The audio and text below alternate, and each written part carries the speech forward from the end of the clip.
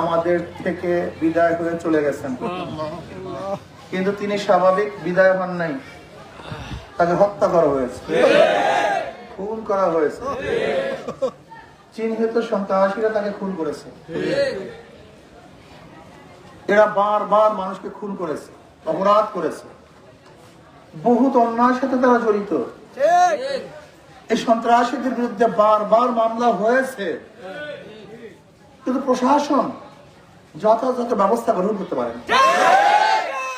আমি মনে করি আজকে আমার ভাই যে হত্যা হয়েছে, এই হত্যার পিছনে প্রশাসনের সবচেয়ে বড় দুর্বলতা। কারণ প্রশাসন যদি সচেতন থাকতো, আগের থেকে অপরাধীদের বিচার করত, তাহলে অপরাধ সংগঠিত হতো না। আল্লাহ পাক কালামে পাকের মধ্যে ফরমান, অফিল কিসাসে হায়াতুন ইয়া উলিল আলবাব। কিসাসের মধ্যে তোমার হায়াত, কিসাসের মধ্যে তোমাদের জীবন। এর কারণটা কি আপনি চিন্তা করতে পারছেন? বাংলাদেশে যেই পরিমাণের মানুষ খুন হয়, যদি খুনিদের বিচার হতো, তার 100 ভাগের 1 ভাগও খুন হতো না। তার মানেটা কি? খুনিদের বিচার না হওয়ার কারণেই খুন হয়, অপরাধীর বিচার না হওয়ার কারণে অপরাধ বাড়তে থাকে। দুর্নীতিবাজদেরকে বিচার না করার কারণেই গোটা সমাজ দুর্নীতিগ্রস্ত হয়ে গেছে। রন্ধ্রে রন্ধ্রে দুর্নীতি। আপনি দেখেছেন আজকে পত্রিকা, এক পুলিশ কনস্টেবল নয়, সে একজন এসআই, বিশাল এক ইয়াবার চালান সহ ধরা পড়েছে। আপনি চিন্তা করতে পারছেন? আজকে আচ্ছা বলেন তো, এই যে নারায়ণগঞ্জে 7 মার্ডার কারা করেছে? র‍্যাব। এই যে 7 মার্ডার র‍্যাব করেছে, আজও বিচার হয়নি, আজও তাদেরকে বিচার করা হয় নাই। যে প্রশাসন দুর্নীতির সাথে সম্পৃক্ত থাকে, তাহলে দুর্নীতি বন্ধ করবে কে? সরিষার মধ্যে যদি ভূত থাকে, সেই সরিষা দিয়ে কি ভূত ছাড়ানো সম্ভব? আজকে এত দুর্নীতি কেন, অপরাধ কেন? আপনারা গতকালকে বা তার আগের দিন ঊর্ধ্বতন এক পুলিশ অফিসারের বক্তব্য শুনেছেন। সে আক্ষেপের সাথে বলতেছে, আমরা এত রিস্ক নিয়ে একজন আসামিকে অ্যারেস্ট করি, এত রিস্ক নিয়ে জীবনের মায়া ত্যাগ করি, কিন্তু বারবার যারা অপরাধ করেছে 100 মামলার আসামি, সে দেখা যায় কয়েকদিন পরে আবার ছাড়া পেয়ে যায়। গতকালকে এক বিশাল বড় অফিসার সে আক্ষেপের সাথে কথা বলতেছে। আজকে অপরাধীদের অবস্থা এরকম কেন? রন্ধ্রে রন্ধ্রে অপরাধ, এমন কোন জায়গা নাই যেখানে অপরাধ নেই। আমি মনে করি আজকে প্রশাসনের দুর্বলতার কারণেই আমার বুলবুল জীবন হারিয়েছে। কাজে প্রশাসনকে ঢেলে সাজাতে হবে। প্রশাসন আরেকটা কথা বলতে চাই,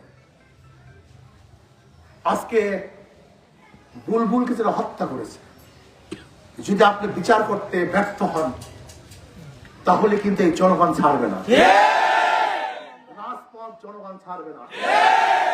ইতিমধ্যে আপনারা দেখেছেন বুলবুলের জন্য এই জনগণ কি করতে পেরেছে, কি করেছে। এ তো মাত্র 1 নাম্বার সিগন্যাল, সামনে ভয়ানক সিগন্যাল আছে। আমি বিএনপি সরকারকে বলবো, বিএনপি সরকারকে বলবো, আপনি ব্যর্থ হয়েছেন। এই কয় মাস রাষ্ট্র পরিচালনায় আপনি ভালো কিছু দেখাতে পারেন নাই, আপনি ব্যর্থ হয়েছেন। আপনার এই কয় মাসের আমলে বহুত নারী ধর্ষিত হয়েছে।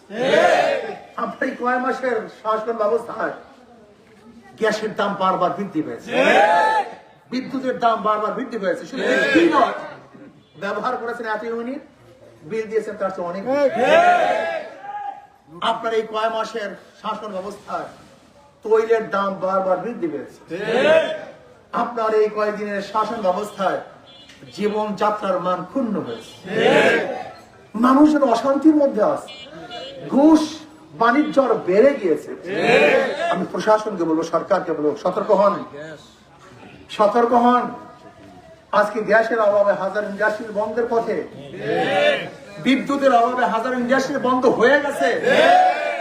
ইন্ডাস্ট্রি বন্ধ হয়ে যায়, অবস্থাটা কি হবে আপনি চিন্তাও করতে পারবেন না। কাজে আমি প্রশাসনকে বলবো, অচিরি বুলবুল হত্যার বিচার প্রকাশ্যে দেখতে চাই, সর্বোচ্চ বিচার ফাঁসি দেখতে চাই।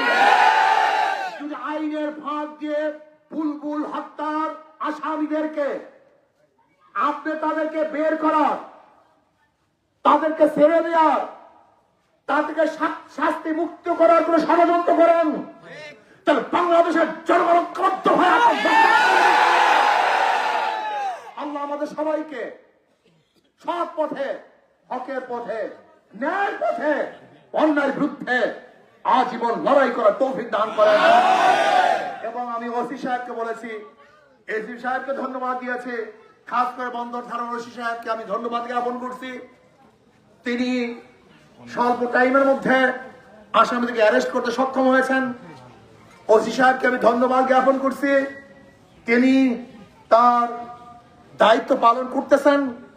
আমি আরো ধন্যবাদ জ্ঞাপন করব যদি অচিরে আপনি চার্জশিট প্রদান করেন, যারা দোষী তাদের বিরুদ্ধে আপনি থাকতে থাকতে চার্জশিট প্রদান করবেন। কোনো অবস্থাতেই যেন যে ব্যক্তি দোষী না তাকে আসামি করা যাবে না, এবং যারা দোষী তাদেরকে কোনো অবস্থাতেই চার্জশিট থেকে বাদ দেওয়া যাবে না। আল্লাহ আমাকে আমাদের সবাইকে অন্যায়ের বিরুদ্ধে